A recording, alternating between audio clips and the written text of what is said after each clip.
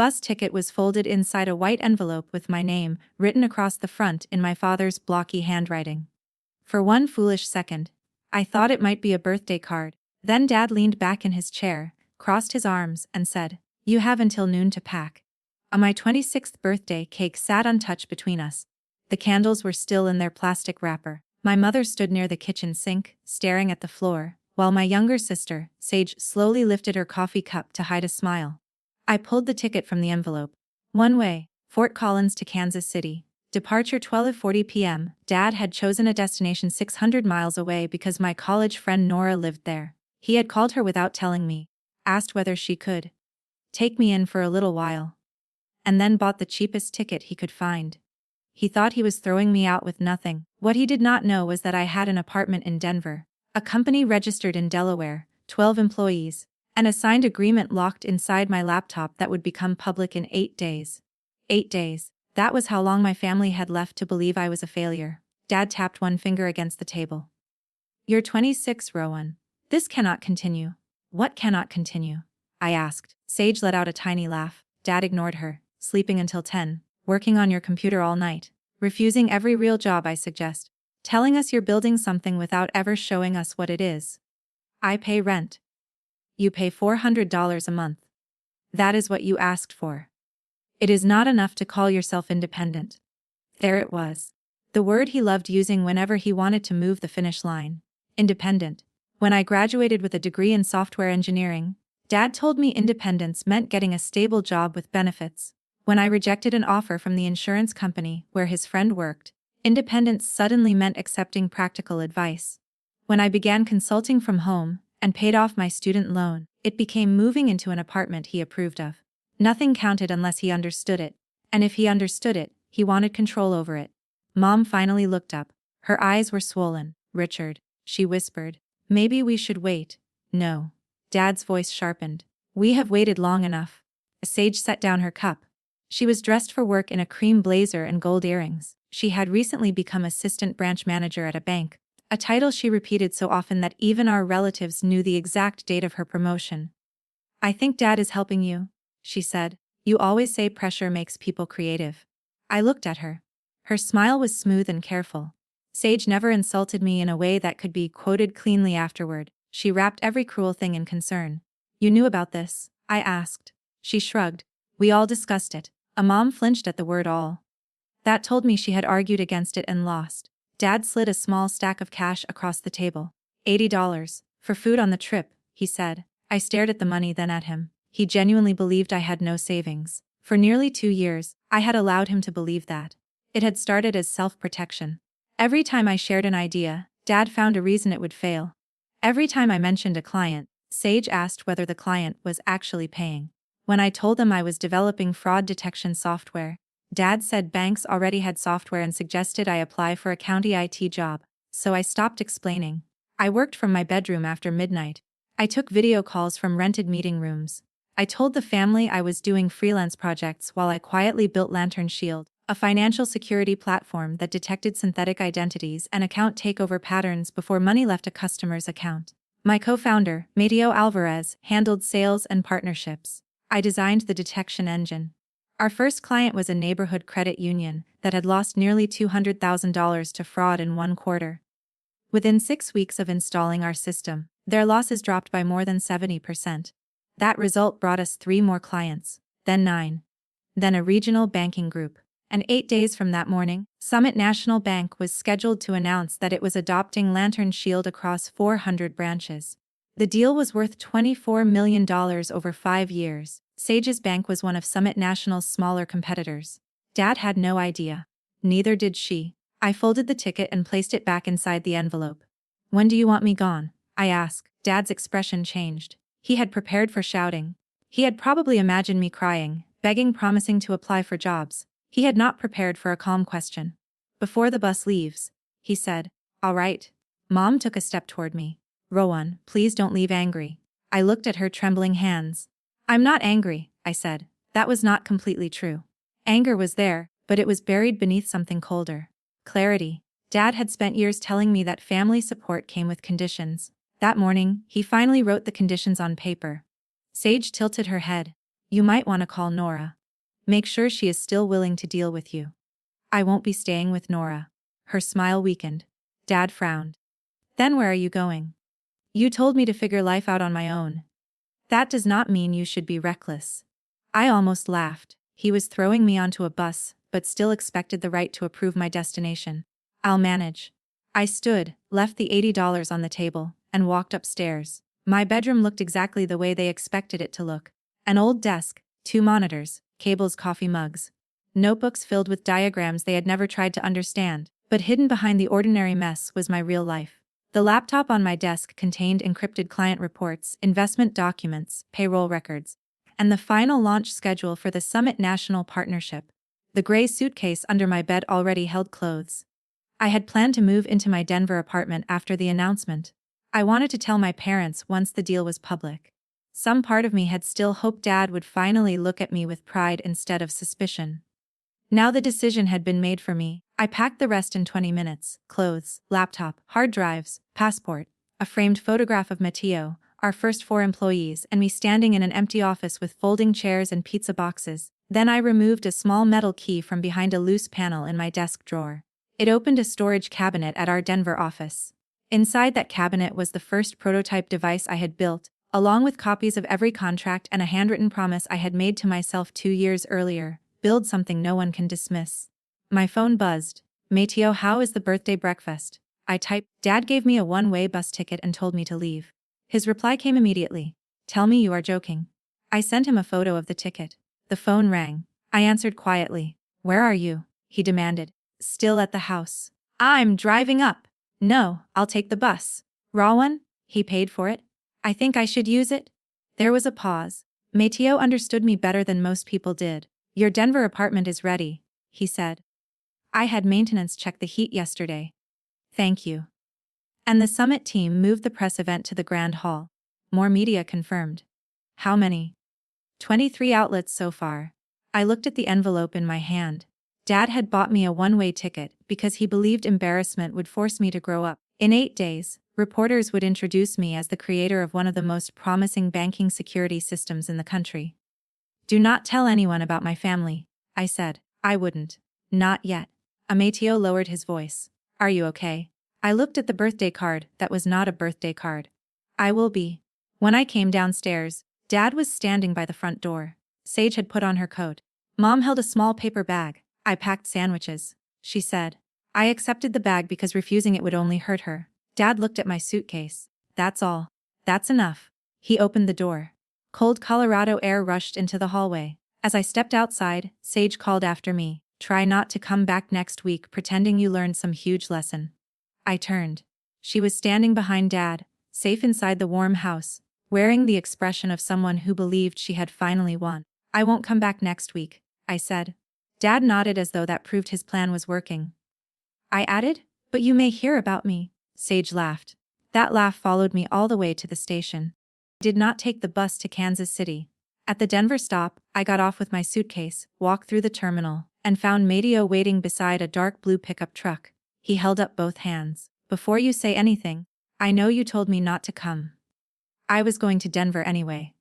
And I was not letting the founder of my company drag a suitcase through downtown on her birthday. He took one look at my face and stopped smiling. Matteo and I had met 3 years earlier during a fraud prevention conference in Chicago. I had presented a technical paper to a nearly empty room at 9 in the morning. He had stayed afterward and asked why I was giving the model away instead of building a company around it. I told him I did not know how to build a company. He said, Good, I do. That partnership changed my life. We drove to Lantern Shield's office in silence. Our company occupied half of the 10th floor of a renovated warehouse near Union Station. The exposed brick and polished concrete made the place look more expensive than it was. Most of our furniture had been purchased secondhand, but the servers were new, the security was serious, and every person inside believed in what we were building. When the elevator doors opened, 12 people shouted, Happy birthday! A paper banner hung across the reception wall. Someone had drawn a lantern wearing sunglasses. There was a cake with my name spelled correctly. For a moment, I could not move. My family's cake was sitting untouched under a glass cover 60 miles away. My real team had stopped working long enough to celebrate me. Our lead analyst, Priya, handed me a plastic crown. You have to wear it for at least 5 minutes, she said. Company policy. We do not have that policy. We do now. I laughed for the first time that day. Then Mateo carried my suitcase into my office and the mood changed. He closed the door. What exactly happened? I told him everything. Dad's speech, Mom's silence, Sage's smirk, the ticket, the $80. Mateo walked to the window and stood with his hands on his hips. I know you do not want revenge, he said. I want distance. That is the healthy answer. I was hoping for something involving a billboard. I sat behind my desk. The announcement will be enough. He looked at me over his shoulder. They still do not know anything. No. Not even that you have an office. No. Your father thinks you are unemployed. He thinks I do online projects. Mateo stared at me for a long moment. Rowan, there is privacy, and then there is living a second life. I know. Why didn't you tell them after the first investment round? Because Dad would have asked to see the documents. Sage would have told people I was exaggerating. Then, if one client left or one deadline moved, they would have treated it like proof. And Mateo's anger softened, so you waited until nobody could question it. Les. He sat across from me. The summit deal is already unquestionable. Not until it is public. As if the universe wanted to challenge that sentence, Priya knocked and stepped inside. We have a problem. She placed a tablet on my desk.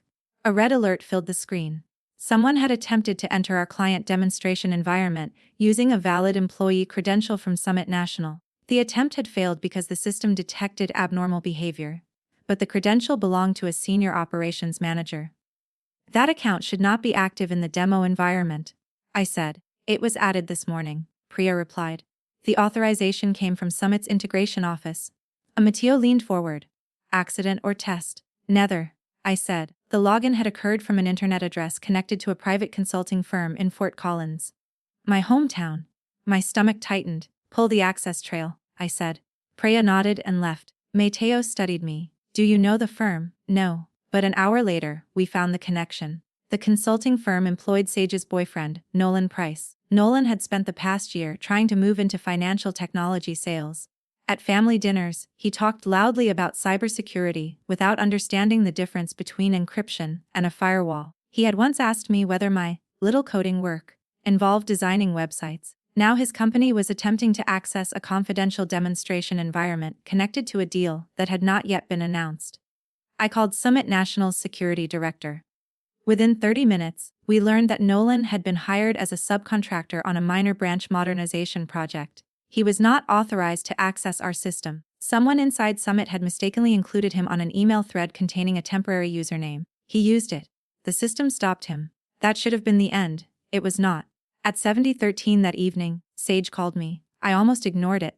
Then I remembered the location of the attempted login. I answered. Where are you? She asked. No hello. No happy birthday. Why? Dade wants to know whether you reached Kansas City. I'm safe. That is not an answer. It is the only one you need. She exhaled sharply. You always do this. Do what? Act mysterious so people think something important is happening. I looked through the glass wall of my office. Priya and 2 engineers were reviewing the intrusion report. Mateo was speaking to our attorney. Something important was happening. Sage, did you tell Nolan anything about my work? Silence. It lasted less than 2 seconds, but it was enough. What work? She asked. The work you say is not real.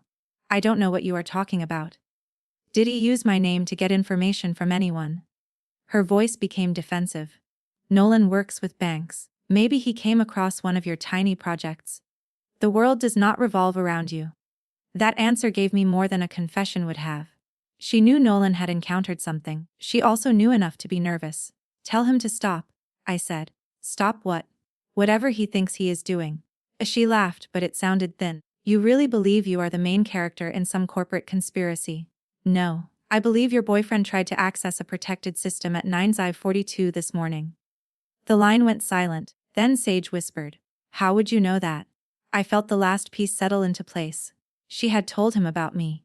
Maybe she had shown him a company name from a package or overheard a call. Maybe Nolan had searched until he found Lantern Shield. He probably thought he could steal a presentation, impress his employer, or discover something he could use. I know because it was my system, I said. Sage did not speak. I continued, do not call me again tonight. I ended the call. 5 minutes later, Dad called. I let it ring, then Mom called. I let that ring too. Mateo entered my office carrying 2 cups of coffee. You look like you just confirmed something terrible. Sage knew about the login. Enough to be afraid when I mentioned the time. He set down the coffee. What do you want to do? I looked at the intrusion report. The easy choice would have been to call Sage, explain everything, and give Nolan a chance to hide what he had done. The responsible choice was different. Send the full report to Summit's legal department, I said. Preserve every log. Do not remove his access until they instruct us. Mateo nodded. That could end his career. He made the attempt. And Sage. She chose to help him. For years, Sage had treated every part of my life like a competition. Now she had handed someone a clue about my work, because she wanted proof that I was lying.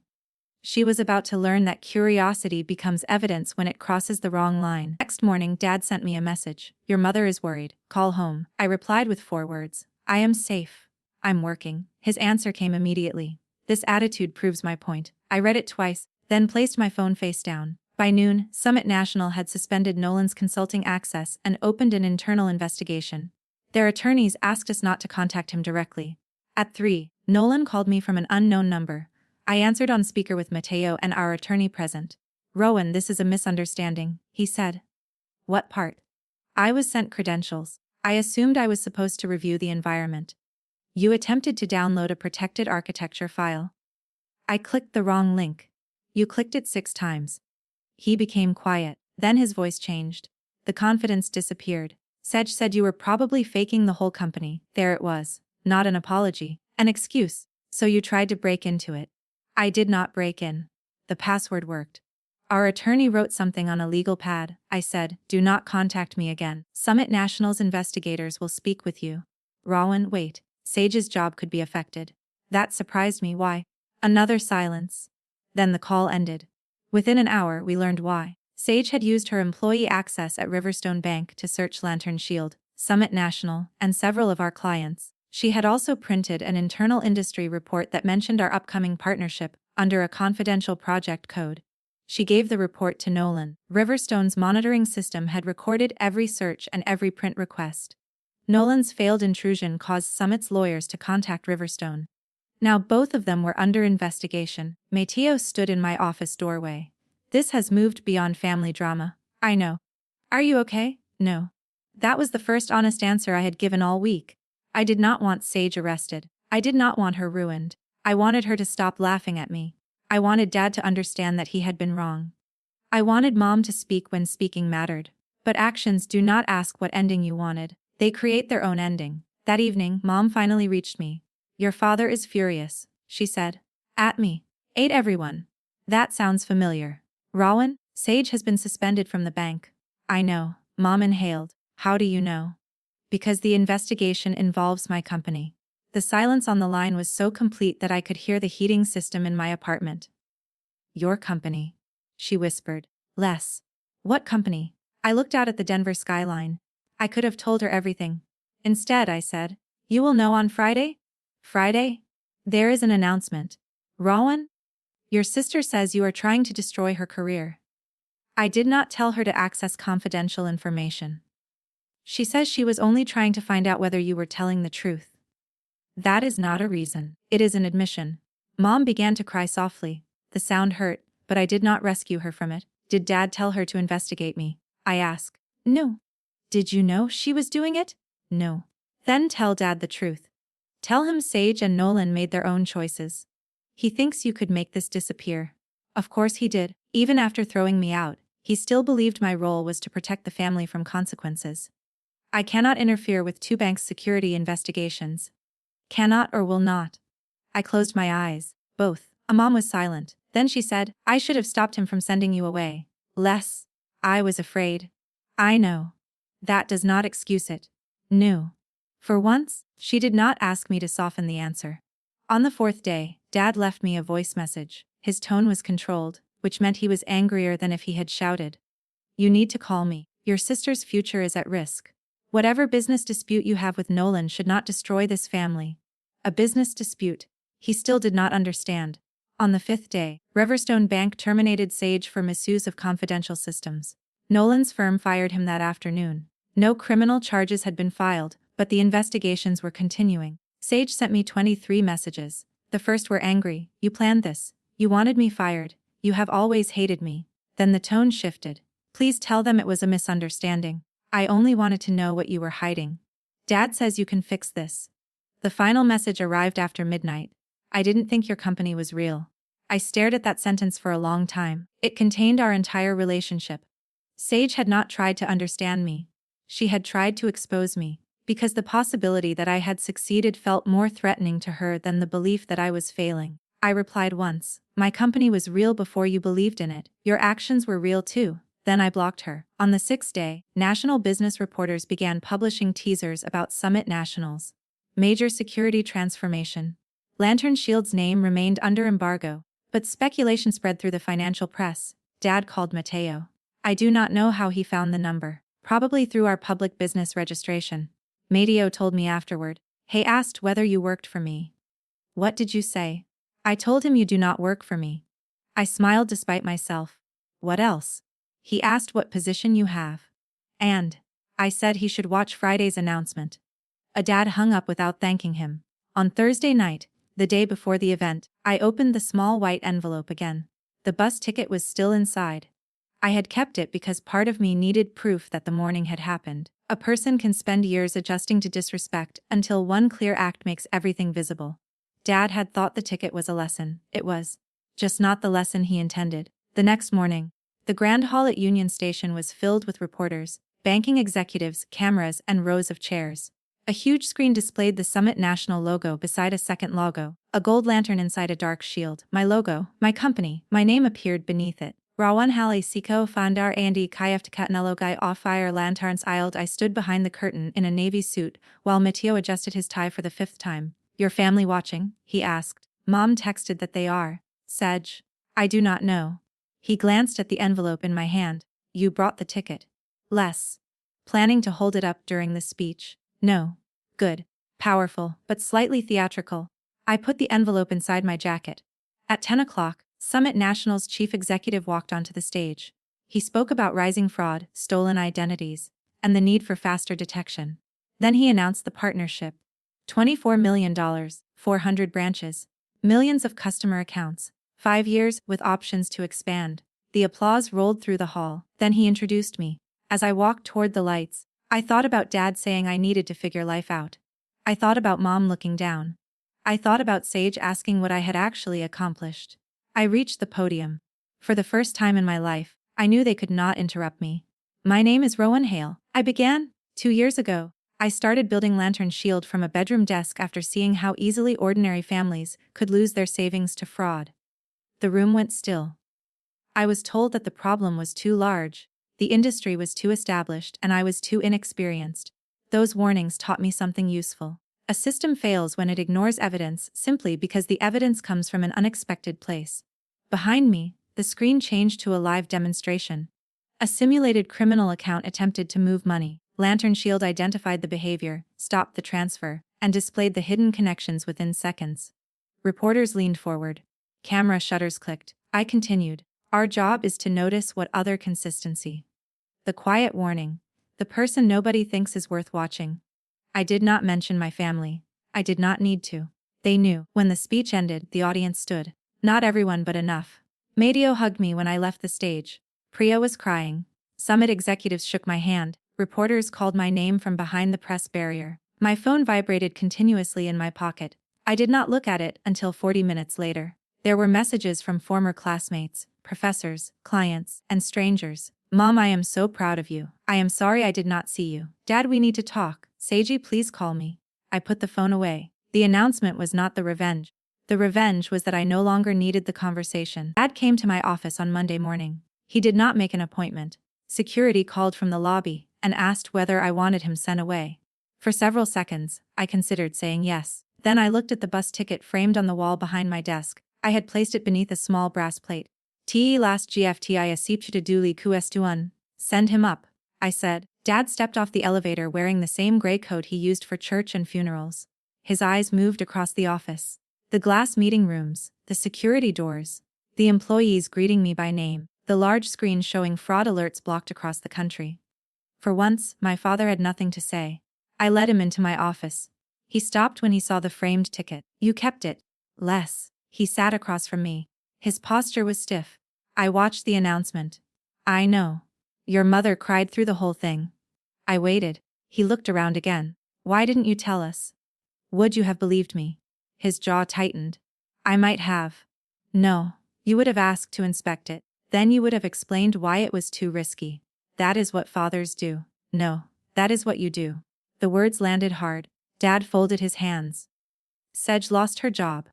Sage accessed confidential records and shared them. She was trying to understand what you were doing. She was trying to prove I was lying. She is your sister. And I was her sister when she helped Nolan search for a way into my system. Dad's face reddened. She made a mistake. She made a series of decisions. He looked toward the window. For years Dad had controlled every family argument by speaking with more certainty than anyone else. In my office, certainty had nowhere to hide. What do you want? He asked. The question surprised me. I do not want anything from you. Everyone wants something. I wanted you to trust me. That opportunity is gone. He flinched. It was small, but I saw it. I thought I was helping, he said. You gave me a one-way bus ticket on my birthday. You needed a push. I already had an apartment. I already had employees. I already had contracts. You pushed me out of a house I was preparing to leave. His eyes returned to the framed ticket. So the whole time, you were letting us think I was protecting something you constantly insulted. Dad stood and walked to the window. Denver stretched below us. I was wrong, he said. The words were so quiet I almost missed them. I waited for the explanation that usually followed his apologies. But, however, you have to understand, none came. He turned around. I was wrong about your work. I was wrong about your judgment. And I was wrong to make your mother stand there while I sent you away. I felt no sudden relief. A real apology does not erase pain. It only stops adding to it. What about Sage? I asked. He rubbed one hand over his face. She is staying with us. Nolan left town after his firm fired him. She taking responsibility. She says she is. That was not my question. Dad lowered his hand. No, he admitted. Not yet. I nodded. Then I am not ready to see her. She wants to apologize. She wants her consequences reduced. That may be true. It was the first time I had ever heard him admit that Sage might be wrong without immediately balancing the statement against something I had done. He sat again. Your mother wants you to come to dinner. I will come on Sunday under 2 conditions. He listened. First, nobody asked me to contact either bank or change any statement. Second, Sage apologizes without blaming me, Nolan, or the pressure she was under. Dad nodded slowly. And if she cannot, then I leave. Sunday dinner felt like entering a museum exhibit built from my old life. The same wooden table. The same clock above the doorway. The same family photographs arranged along the wall. But my place had changed. Mom opened the door and hugged me before I could remove my coat.